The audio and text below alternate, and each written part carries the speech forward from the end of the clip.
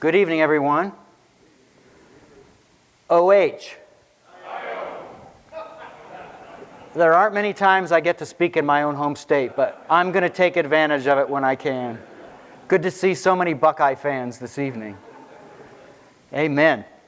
All right, I'm excited to talk to you tonight. My topic is biblical archaeology, recent gains, and future prospects. When I first prepared the slideshow, I had finds, most of which are recent finds, from the 3rd millennium BC, the 2nd, the 1st, and then the 1st millennium AD. And then I started some dry runs, which I almost never do dry runs, but for you, I've done dry runs. And my presentation ended up getting whittled so far that I'm down to only the 2nd millennium BC. So I apologize for all I can't show you. But if you want to hang around afterward, I can always talk you through some of these. But the 2nd millennium BC provides for us some really exciting finds in the last 15, 20 years, even the last 5 or 10 years, and even in the last 2 or 3 years. So I want to briefly highlight some of those for you. Now, before I start, I want to mention a couple things. You know, what's the takeaway value? What's the importance of all of this? Folks, you and I send our kids and our grandkids, many of the time, to secular universities. And when we do, if they ever take history classes, or especially ancient history classes, probably they're being taught a couple of things, or told a couple of things, one of which is that Moses never wrote the Pentateuch. It was written centuries later, if not a millennium later, by certain editors or people who wanted to give Israel a glorious past that it never had. Another criticism that's leveled by professors around the world, and I know, I did my PhD at the University of Toronto, I can vouch for this. A second criticism is that, you know, the Bible says for 430 years, and that's the right number, by the way, the Israelites resided in Egypt. If that's true, why do we have no evidence of that? Right? And the proof is in the pudding, usually. And that's a serious, strong criticism. And you know what? It's a good criticism. There should be evidence if they're there 430 years. Because they weren't roaming around all of that time like they were for the 40 years in the desert after that. Now, if you want to talk about a hard time to peg them, it's the 40 years that they're wandering in the desert. That would be hard. Archaeologists can't do that. So, with those two criticisms in mind, I want you to get the sense of the importance of what I'm going to be sharing with you tonight. And if you don't walk away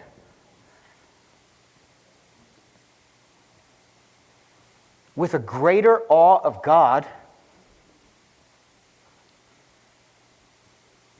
I've failed you. And I want you to tell me so that I can do better next time I do this, okay? Fair? You tell me. All right. First, I want to give a little, as in Russian we say reklama, an advertisement. On Wednesday, 10:30, I'll be giving an abstract, 20 minutes, The Place of Radiocarbon Dating in a Young Earth Framework. So if you have the opportunity to join us, I'd love for you to come. All right, I want to talk to you about the oldest Hebrew inscriptions that date from 1840 to 1446 BC. And you're going to say, what? 1840 BC? To 1446 BC, you've got to be kidding. There are no Hebrew inscriptions that old. Well, you have not read my book. But before we start, I want to talk about what is the oldest in the extra-biblical record, meaning not in the Bible, but in other written sources. What is the oldest reference we have to Israelites? It used to be, how many know about the Merneptah stela? Lots of you. It used to be, starting in 1896 and following, because Flinders Petrie, a famous Egyptologist and biblical scholar too, actually, to some degree, discovered in Thebes this inscription that mentions Israelites. And it says right here, oh, my mouse all of a sudden decided to go to sleep. Let's wake it up. Okay, there we go. It says, Yisrael. Can you read that? Yisrael. That's what it says. And actually, this is a R sound in Egypt. That's called the R mouth hieroglyph. And by the way, in case you think I'm just playing with your mind, The first minor of my PhD was ancient Egyptian language. I had 3 years of Middle and Late Egyptian. So this is an R mouth hieroglyph, and it's supposed to make the R sound, but it makes the L sound here because in Egyptian, they don't have a L sound. Can you believe that? How can they dare not have a L sound? In their culture, they didn't. So how do you write this in Egyptian when another culture has a L sound? And more often than not, they chose the R mouth hieroglyph to do this. So that's why it's written like this. So, Yis, Real, there it is. So Israel, and it says in its context, Israel has been turned into waste, which by the way was a false claim by the Egyptian king Merneptah. They weren't laid to waste. They did fine, thank you, until this day. The ancient Egyptians and their line, they didn't do so well. But the Israelites were fine. So for all those years after 1896, this was the oldest attested inscription attesting to the Israelites. Okay, I want to introduce a character here, William F. Albright. He came along, but before he did, people held strongly to how the archaeological evidence should defer to the constraints of biblical chronology and the biblical text in the original languages. His methodology, though, was to elevate the archaeological finds to a position over how the Bible is to be understood and interpreted on its own terms, with a willingness to remove these constraints. And he should have known better, because he was an expert in Semitic languages, including the Bible. Albright used evidence from destructions of minimally important sites in the Holy Land, such as Tel Beit Mirsim, Gibeah, and Beitin, near the end of the Late Bronze Age, which is around 1200 BC, and their subsequent reoccupation, meaning the reoccupation of these sites afterward, after their destruction, by Israelites of the Iron Age 1, which of course is after 1200 BC. And he did this to deny that the Israelite conquest of Canaan took place at the end of the 15th century BC, which biblical chronology requires. If you're going to take 1 Kings 6:1, then the 480th year after the Exodus, Solomon began the building of the temple. If you're going to take that literally, it moves the date to 1446 BC because it's 967, we all know. In 967 BC, that's when Solomon would have begun the building of the temple. So, instead, Albright concluded that the destructions of these mostly small sites at the end of the Late Bronze Age or early in the Iron Age 1 point to the work of Joshua and the Israelites. So he demanded that the Israelite conquest of Canaan occurred in the 13th century BC, which established a position usually called the late Exodus or late conquest view. And you probably all know of this from some films that you saw over the years. I remember every year as a child growing up, I would watch 10 Commandments right at Easter time, didn't you? And later Disney put out a film, an animated film, Prince of Egypt. And they set this in the 13th century BC. But they're off by 2 centuries, folks. That's problematic. So what has time done for us? Well, how many of you have heard of the Berlin pedestal? Good. Less than before, but some of you have. The Berlin pedestal was republished in 2010 by Peter van der Veen and several others, including his epigrapher at the time, Manfred Gehrke, who's a German who died actually in 2012. And what they suggested with this is that what you see here as the pedestal, this is a photographic image of the pedestal, these are men, bearded men, whose arms are tied in the back, and they represent cities or peoples that were conquered by a certain pharaoh, whatever king was on the throne at the time. And the cartouche that kind of hides the legs and the torso of the man, that speaks out, that communicates the people or the place that was conquered. And in this case, we have Is-Kalon, which is Ashkelon on the coast of the Holy Land. And then we have Canaan, which is Canaan, exactly. And then this is the important one. It's broken off, but we can be very confident about how to restore it because there's enough there to give us a restoration. This part, of course, being the restored part, and it reads, Iash Rial. Iash Ril, which is a different spelling than before. Now, those of you who know about this inscription may not know that in 2012, Manfred Gehrke published a follow-up article to this, during which time, in the interim, he studied how this word, the orthography, how this word was spelled, and compared it to all of the plethora of Egyptian written inscriptions and writings and so forth. And he wanted to be able to try to date it based on the orthography. And he was able to do that. And in his German article, it's published in German, and this is why you do a PhD where you study French and German, so you can read these things. He published it in German, and there he said that this matches the reign of Amenhotep II. I wish I heard an amen. There, amen. Why is that important? In 2006, I published an article. It was the most extensive article ever published, to my knowledge, on the Exodus pharaoh, where I suggested to the reader that the only candidate who meets all of the biographical requirements of the Exodus pharaoh is Amenhotep II. No other king in the 18th dynasty or the 19th dynasty of the late Exodus view. No other king meets all of those requirements. Amenhotep II meets every single one. And there are some really important narrowing requirements.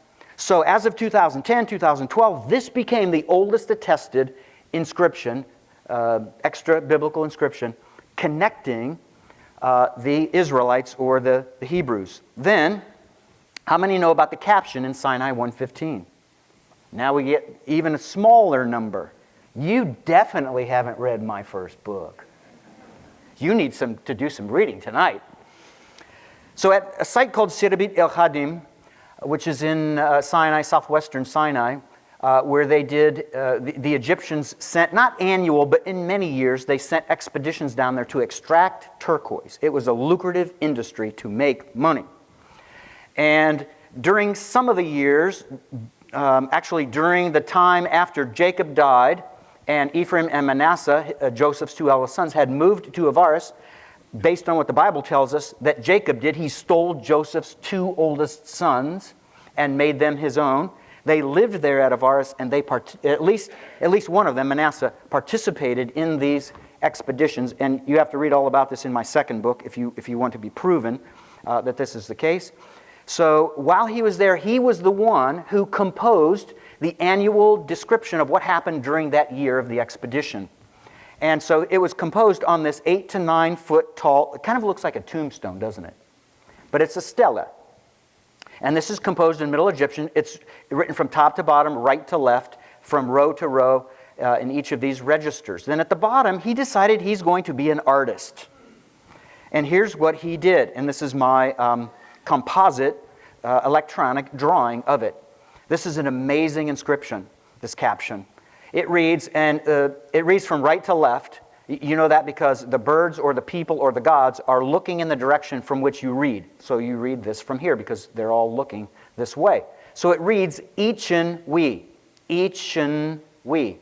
Echen we is the Levantine way. And when I say Levantine, I mean people from the Levant. That's Syria, Phoenicia, Canaan, right?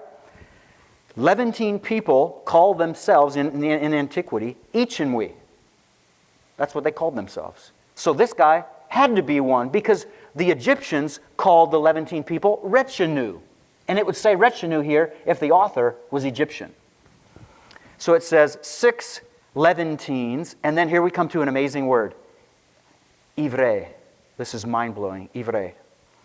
Dr. Barak is just, he's drooling here. Ivre is the construct form for the word Hebrew, so it's Hebrews of. So this is an apposition, Hebrews of, and then this is a redundant hieroglyph that means of, and then we read this, Gebitu, which means the house of the earth god, and we know that from Jacob's story because God told Jacob to go and take his family and live where? Bethel. House of the earth god. Bethel, the beloved. Why is it the beloved? Because that's his beloved hometown. My hometown, Akron, Ohio. I was there before LeBron James ever came around, okay? I'm an Akronite. I'll always be an Akronite. I was just in Akron last weekend, and I loved seeing family there and friends. And it's beloved Akron for me. So the writer of this, who is Manasseh, calls it beloved Bethel. 6 Echin weeks, 6 Levantines, Hebrews of Bethel the beloved. What do we have now? An even older inscription than the middle of the 15th century BC. We have 1842 BC. And you know what this does, folks? This destroys the wrong view known as the short sojourn. The Israelites were not in Egypt for 215 years. That's a number that never appears in the Bible. They were there for 430 years. Read my 2019 article on this. Okay, so with that, we have, oddly enough, 2 non-hieroglyphs. And it took me weeks and weeks to decipher the rest of this inscription. This part of it was deciphered by Gardner in the 20th century. Phenomenal Egyptologist. But what was hard for me was I saw that this hourglass-looking thing and this squarish looking thing, I knew those weren't hieroglyphs. So I contacted a Western Semiticist who's Australian, who's in New Zealand, and I said, Brian, what is this and what is this? And he said, oh, that's easy. This is a Canaanite syllabic, and this is a proto-consonantal letter. I said, interesting. What is a Canaanite syllabic, and what is a proto-consonantal letter? So he said, Doug, I can see I've got to catch you up on 150 years of scholarship. And guess what? That's what I did. While I was supposed to be working on my PhD dissertation, I was catching up on 150 years of scholarship because this was more fantastic to me. So, but the bottom line is this is a Canaanite syllable. It's the W consonant in the E long I class vowel. We. This is a Hebrew house. And the word house in Hebrew is bayit in the absolute form. It's a bayit. It's a house. So you have ivrei, house of, Hebrews of. So what this does is it gives us the oldest attested alphabetic letter in history. There are 4 sites that contain the earliest alphabetic writings in history. Sirabit Echadim, I talked to you about that. Wadi Nasib, which was the water source for Sirabit, and Sirabit is right here. Wadi Nasib is right here. And then third, Lahun, that's the site to where I argue this in my recent book, my 2021 book, Origins of the Hebrews, that's the first place where Joseph settled when he was appointed second in command, vizier. And then Wadi El Hol, which is a military outpost to guard, and it's very strategic. You have a stretch of the Nile River that forms a semicircle. And this is an elevated position at Wadi El Hol, above and overlooking all of this area. And so they had a military outpost there. And that's where those are the 4 places we find the earliest alphabetic inscriptions.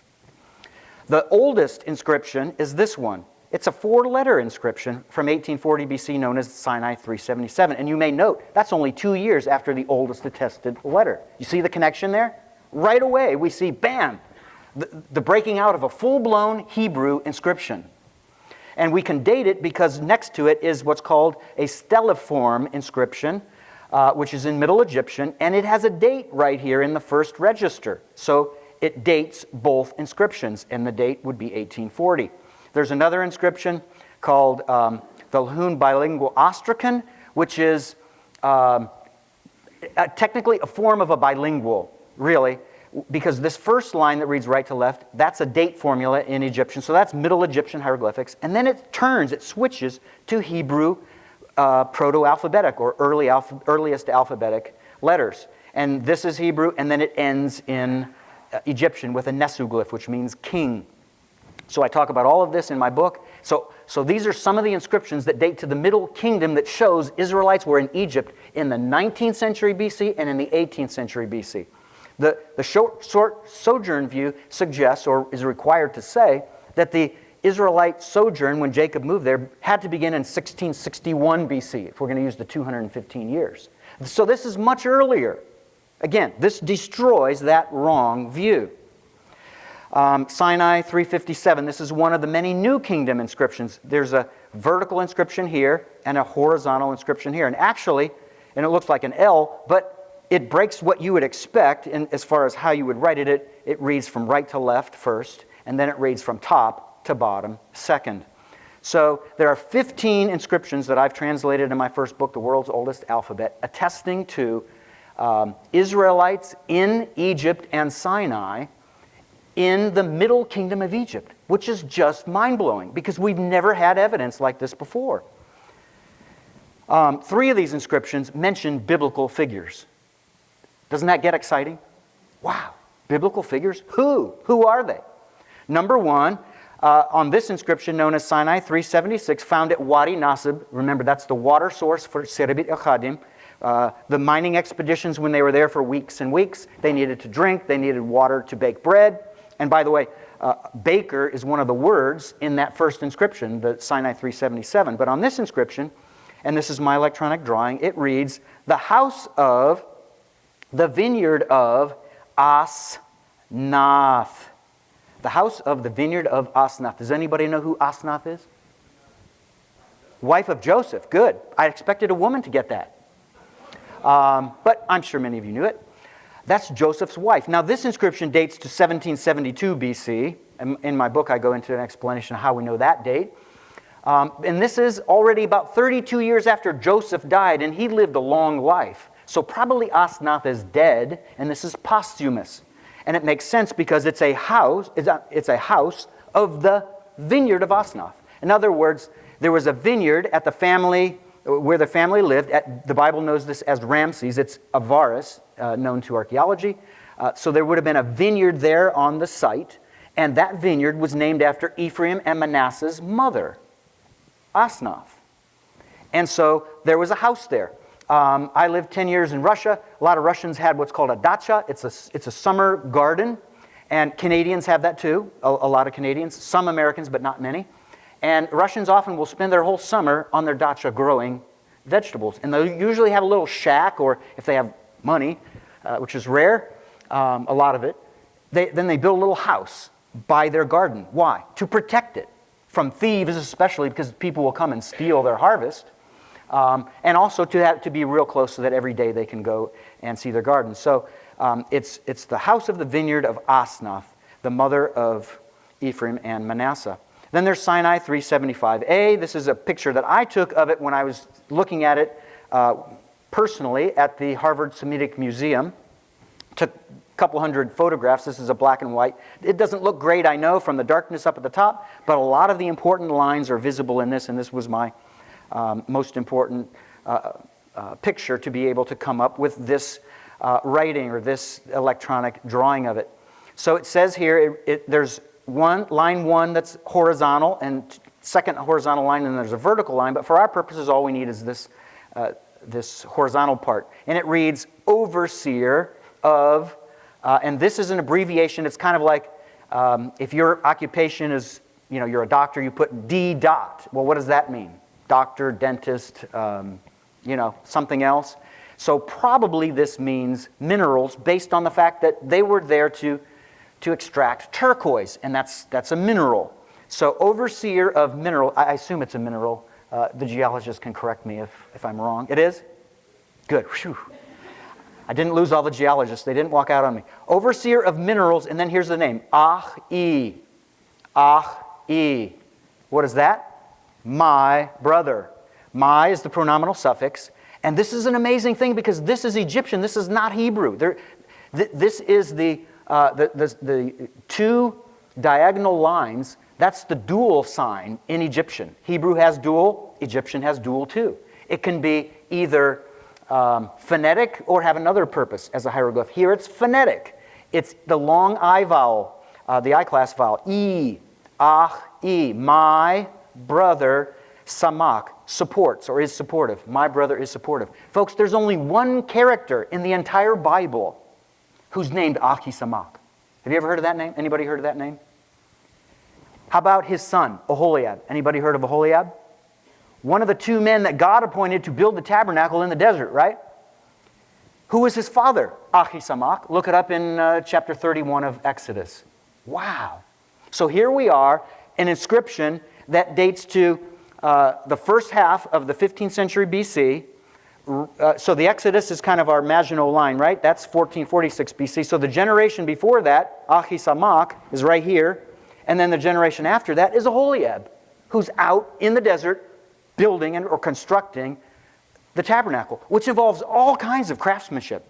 Gems and minerals and linens and wood, all kinds of things components are needed to construct the tabernacle. So it's no surprise that God would choose a man, Aholiab, whose father was the overseer of minerals down at the mines, right? It makes perfect sense. Ahisamach.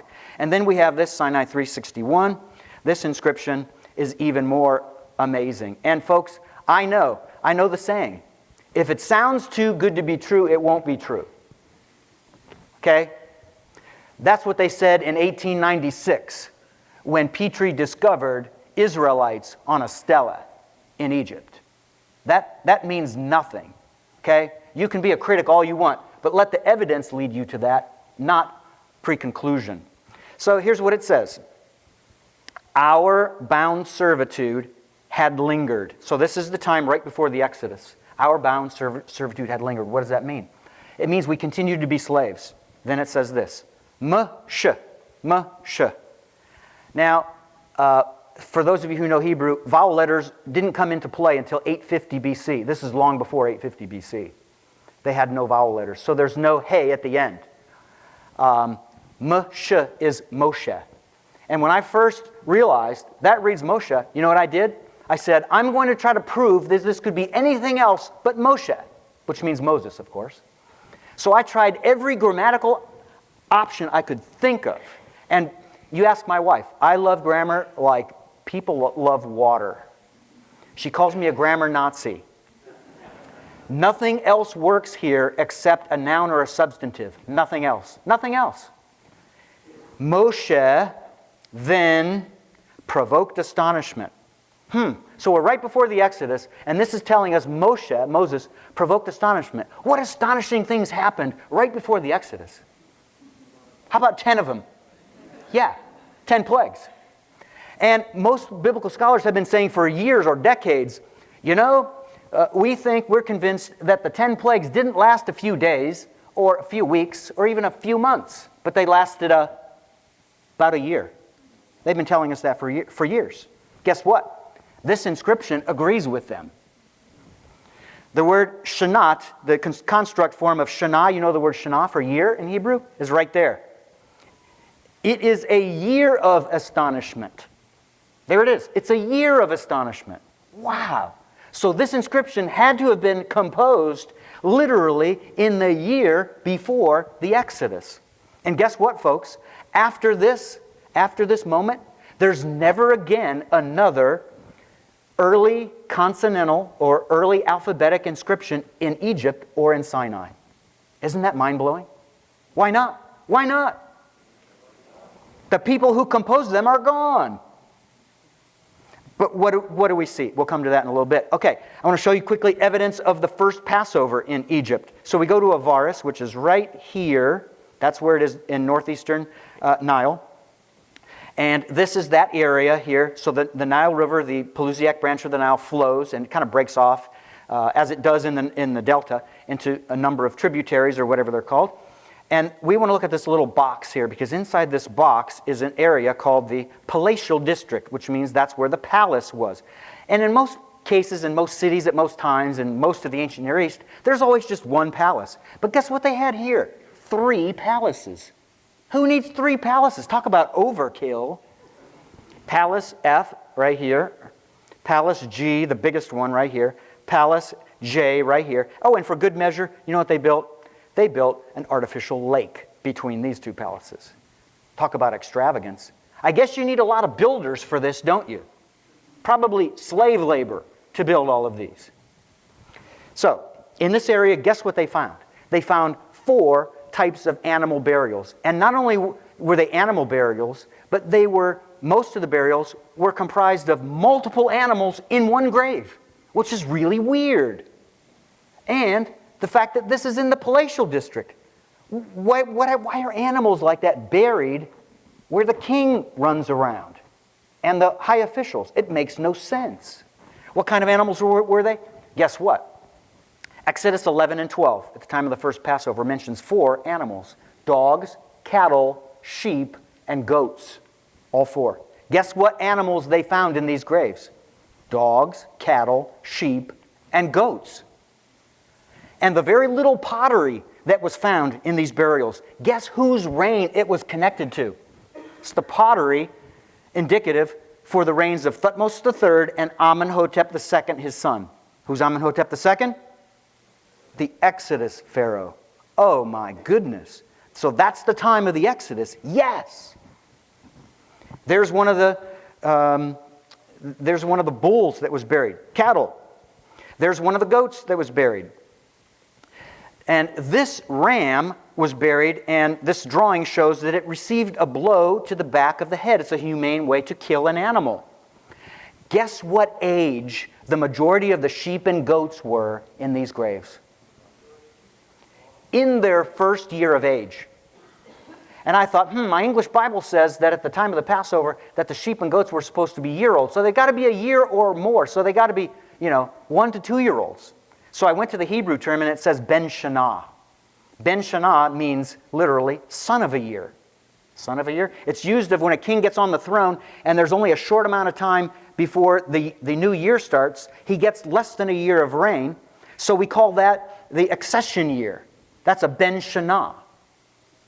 So the idea is literally it's less than a year old. So once again, I saw that my experience in archaeology, knowing the biblical text as an exegete, I know that fits perfectly, and it corrects my wrong view that I had coming into it. And that's a part of all of this, the excitement of it. Wow, it corrects my wrong understandings. And all of this is documented in my book, Origins of the Hebrews, which I do have a number of copies here if anybody's interested. All right, and then in Canaan, there were Hebrew inscriptions found in Joshua's day. So if the Israelites were writing just before the Exodus, weren't they writing after the Exodus? And these are the most recent finds. So I want to quickly go through this with you. The Lachish ivory comb, and it's, I think, the oldest of the 3. I think it was composed, it was etched into a piece of ivory, probably during, and I'm guessing that the piece of ivory is one of the possessions when the Israelites plundered the Egyptians. I can't prove that. It's not my theory. I'm not going to go to the wall and die for it. But it's the most logical idea. And then once they get in the wilderness for 40 years, what are they doing every day? Right? They have nothing to do. So they could compose something like this. It was published only in November of this last year. And guess what? The Israeli epigrapher who published this did a botch job on it. He didn't even read it in the right direction. So I'm not going to go through this because I have an article in peer review, so I'm not going to show you, but there are 2 exclusively Hebrew words here. One of them, it appears first in Leviticus. It's the verb be unclean. It's never introduced until God's revelation to Moses, which happens when? 1447, 1446 at the earliest, one of those years. And then more revelation comes after they're out of Egypt. So that word is never used in any other ancient literature. There's no doctrine of uncleanness among the Canaanites or the other neighbors of Egypt. Isn't that amazing? Blows your mind. Only the Israelites had this doctrine. And it's based on this word that was evidently given to Moses or repurposed by God for Moses, talking about what is and what isn't unclean. And it's mentioned here in this inscription. The one thing I will mention, and Dr. Barrick will get really excited about this, so if you're seated next to him, hold his arms down so he doesn't jump out of his seat. This is la yom. La yom. La yom. This is a prepositional phrase in Hebrew. It's used idiomatically. It's not used in modern Hebrew. They use a different term for this. But in biblical Hebrew, they use this. La yom means daily or every day. And this, folks, is a comb. Ladies, especially, because guys, we don't do our hair as much as we should. How often do you have to comb your hair? Daily. Every day. And that's exactly what its use is here on the ivory comb, talking about the need for this every day. The Mount Ebal Curse Tablet, I date to 1406. Tentatively, Right here, it has a very important word, the covenant name for God, Yahweh, right there, Yahweh. So that is the earliest attested reference to God by his covenant name on any inscription. So that's very important. And then finally, we have the Lachish Milkbowl Ostracon, which I published an article on this in 2022, which has an exclusively Hebrew term right here, nofet, which means honey. All of the other Semitic languages have a different word for honey. So this has to be a Hebrew inscription. And this one, among the three inscriptions, is the only one that was found in its archaeological context, so we know exactly where it dates to. And it dates to the end of the 15th century BC, the exact time of the conquest under Joshua from 1406 to 1400. So future prospects, archaeological exploration of an anomaly that may be the ark that transported Noah and his family. So in recent years, a lot of options have been put out there about when or have been proposed for a potential Noah's Ark. There is a team of trained professional archaeologists who are working at a site that has an anomaly that has the real potential to be Noah's Ark. And they found pottery there that dates to the late Uruk expansion, which in my upcoming book on the 3rd millennium BC, biblical history, I'll try to argue that that's the time of the post-Babel dispersion. Second, Bryant Wood's completion of the final report on Khirbet el Makatir excavation, which he connects to I. That's coming out. That's important. Henry Smith and I are completing volumes on biblical history before Abraham, which will be the first time anyone with archaeological training has attempted to publish such books. So these are some of the future prospects and what's coming in the future. So, thanks very much for your time.